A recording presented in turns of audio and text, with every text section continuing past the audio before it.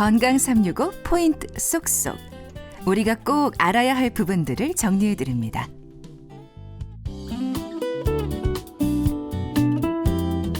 건강 365 박광식의 건강 이야기 듣고 계십니다. 이번 코너는 KBS 홈페이지와 유튜브 KBS 콩 그리고 팟캐스트로도 서비스됩니다. 오늘은 한림대 동탄성심병원 신경외과 박정현 교수와 함께 뇌동맥류에 대한 말씀 나눕니다. 교수님, 그러면 뇌동맥류하고 뇌졸중과의 차이가 뭘까요? 네. 좀 어렵긴 하지만 사람들이 다 그게 그건가 생각이 되는데요. 네, 가장 일반인분들이 많이 헷갈리는 표현이 뇌졸중, 뇌출혈, 뇌경색, 동맥류 그런 맞아요. 것들. 그 네 가지가 막 혼동되는 네. 것 같아요. 저도 그래서 일반 시민분들 건강 강좌 가면은 제일 첫 발표가 요것들에 대한 개념 정리를 먼저 하는 건데, 가장 쉽게 생각하시면 뇌졸중이 가장 큰 단위라고 생각을 하면 될 것 같습니다. 뇌졸중에는 뇌경색도 있고 뇌출혈도 있고 뇌혈관과 관련된 모든 질환을 다 뇌졸중이라고 생각을 하시면 되고, 뇌졸중 중에 뇌혈관이 막히는 질환은 뇌경색, 뇌혈관이 반대로 터져서 피가 새는 거는 뇌출혈이라고 보시면 될 것 같습니다. 그래서 뇌졸중에는 뇌경색과 뇌출혈이 있고, 뇌경색은 혈관이 막히는 거고 뇌출혈은 혈관이 터진 거라고 보시면 될 것 같습니다. 그리고 혈관이 터진 거에도 다양한 원인이 있겠지만, 이제 혈관이 터진 다양한 원인 중에 혈관에 풍선 같은 부풀어 오르는 게 터져서 생기는 게 뇌 동맥류 파열로 인한 뇌지주막하 출혈이라고 보면 될 것 같습니다. 그러니까 뇌졸중이 가장 큰 개념이고, 네. 그 안에 뇌출혈, 뇌경색이 있는데 그 뇌출혈의 원인 중에 또 하나가 뇌동맥류다. 네. 이렇게 정리하면 되겠네요. 그러면 뇌동맥류에 있어서 알려진 증상들은 어떤 것들인지 한번 정리가 가능할까요? 네, 먼저 비파열성 뇌동맥류, 그러니까 터지지 않은 뇌동맥류는 증상은 없다라고 보시면 될 것 같습니다. 그래서 저희들이 머릿속에 언제 터질지 모르는 시한폭탄이 있다라는 표현을 쓰는 이유가, 폭탄은 터지기 전에는 아무도 모르지 않습니까? 터지면은 큰 문제가 생기기 때문에 무서운 존재인 거고, 뇌동맥류도 똑같다고 보시면 될 것 같습니다. 비파열성인 경우에는 아무 증상이 없고, 터지면은 이제 뇌출혈 환자분이 되기 때문에 뇌출혈 환자들이 저희들이 흔히 생각하는 뇌출혈 증상, 두통부터 반신불수, 안면마비, 심하게는 의식이 없어진다거나 이미 돌아가신 채로 병원으로 오시는 분들도 많이 있습니다. 그러면 뇌동맥류가 이미 파열된 경우에 응급실로 왔을 때 어떤 그러니까 처치의 목적은 생명을 구하는 데 있겠지만 다시 이미 터진 걸 봉합하는 건가요? 네, 터진 뇌동맥류를 다시 안 터지게끔 수술을 하는 게 목적이라고 보시면 될 것 같습니다. 그럼 좀 구체적으로 어떤 수술인 건지 설명이 가능할까요? 네, 현재 전 세계적으로 가장 많이 행해지고 있는 수술은 두 종류가 있습니다.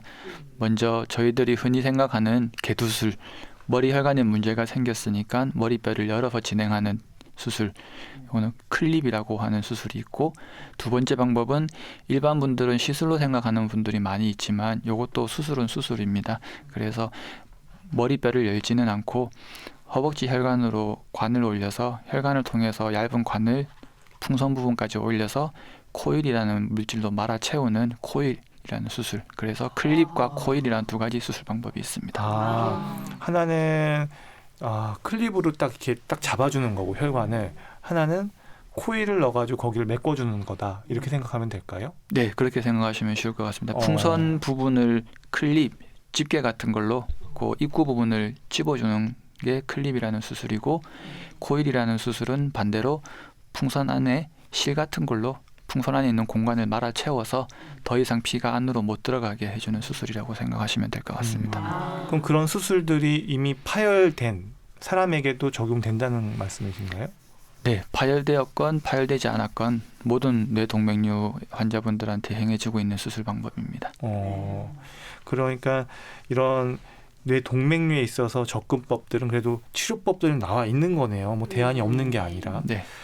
그러면 이제 궁금한 게 요즘에 건강검진을 많이 받으시고 뇌 MRI나 이런 검사들을 많이 받으셔서 뇌 동맥류가 증상이 없는데도 발견되는 분들이 부쩍 늘었고요.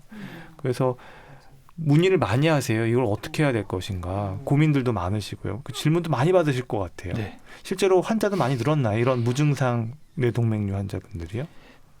네, 아무래도 터지기 전 비파열성 동맥류 환자분들이 병원을 많이 찾아오고는 있습니다. 이게 아무래도 건강검진의 중요성이 대두되면서 그리고 우리나라도 그 건강에 대한 국민적 관심도가 커지면서 뇌혈관에 대해서도 많은 사람들이 인지를 하기 시작하면서 검사를 해서 많이 병원에 오고 있습니다. 그러면 이제 그 기준이 뇌 동맥류가 뭐 어떤 분은 0.3mm, 어떤 분은 뭐 0.5, 어떤 분은 0.9 이걸 어떻게 해야 되냐라고 할 때마다 여기서부터가 이제 딜레마인 것 같아요. 네, 그 딜레마는 저희도 딜레마입니다.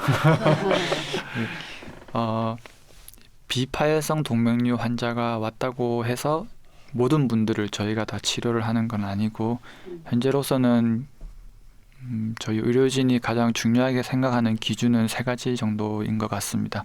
첫 번째는 방금 말씀하셨던 동맥류의 크기, 그리고 두 번째는 동맥류의 위치, 그리고 세 번째는 동맥류의 모양. 이 3가지를 생각을 해볼 수 있을 것 같습니다. 상식적으로 생각을 해도 작은 동맥류보다는 큰 동맥류가 잘 터지는 건 당연한 사실입니다.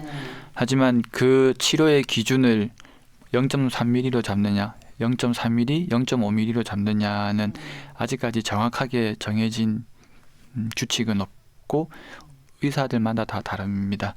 대개 통상적인 기준은 현재로서는 0.3에서 0.5mm 그 사이가 될 것 같습니다. 하지만 이게 또 아이러니한 게 0.3mm보다 작은 동맥류는 안 터지냐?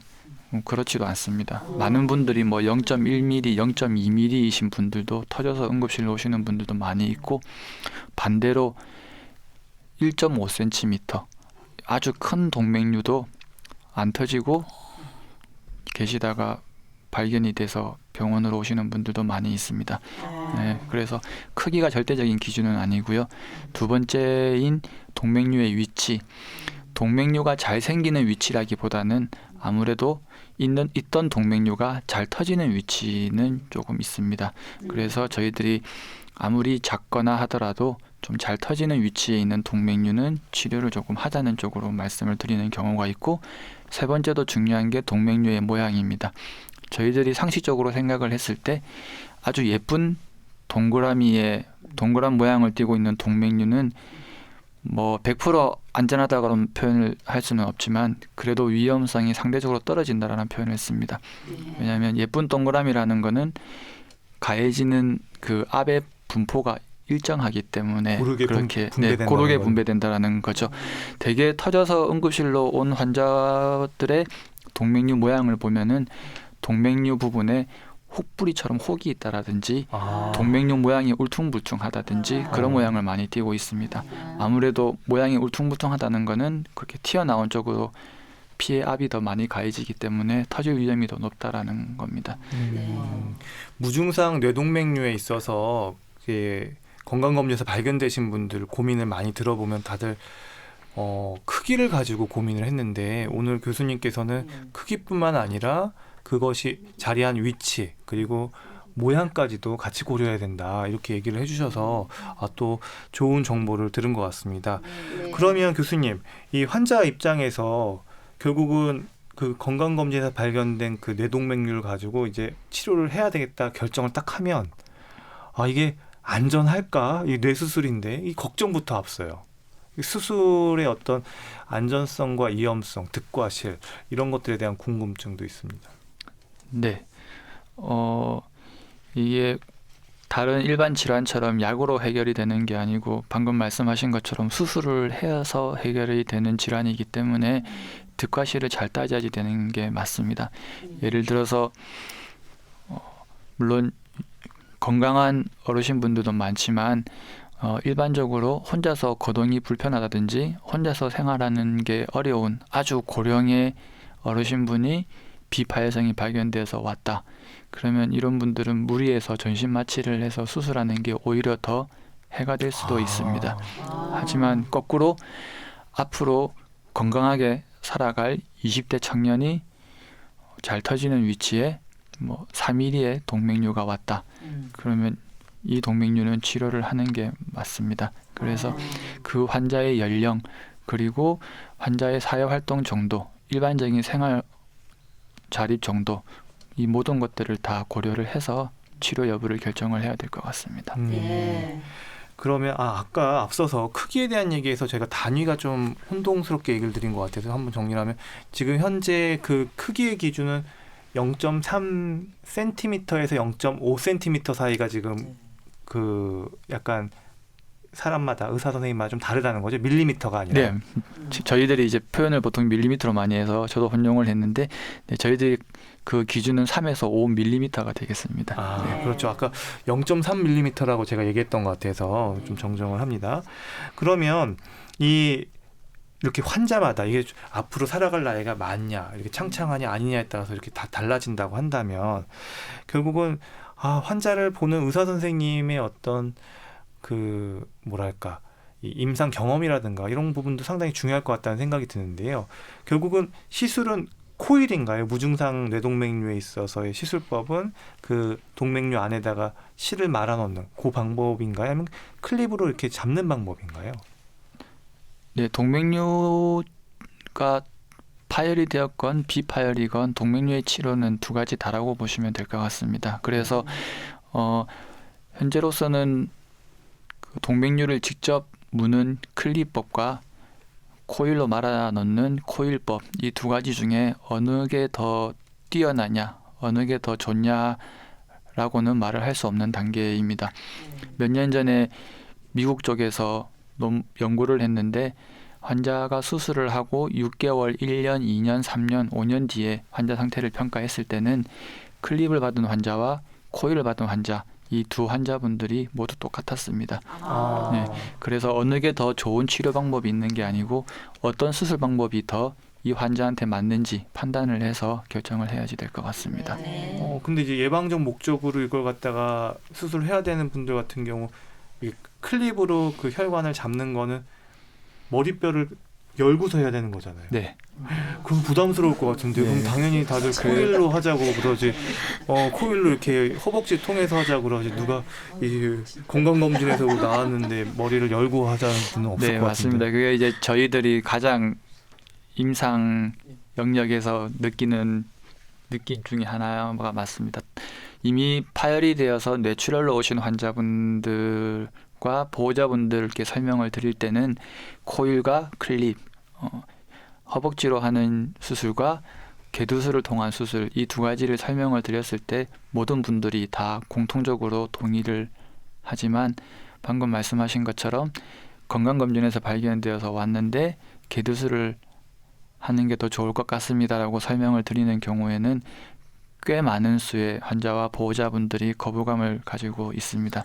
예, 하지만 이 저희의 치료 목적 자체는 터질 위험이 많은 동맥류를 안전하게 치료를 하는 것이기 때문에 그 목적에 부합하기 위해서는 이 환자의 동맥류의 가장 안전한 치료 방법을 택해야지 되는 거고 그래서 동맥류의 모양이라든지 동맥류의 위치 그리고 주변 혈관과의 관계 이런 것들을 고려를 해서 코일이 더 안전한 방법인지 클립이 더 안전한 방법인지를 생각을 해야지 될 것 같습니다.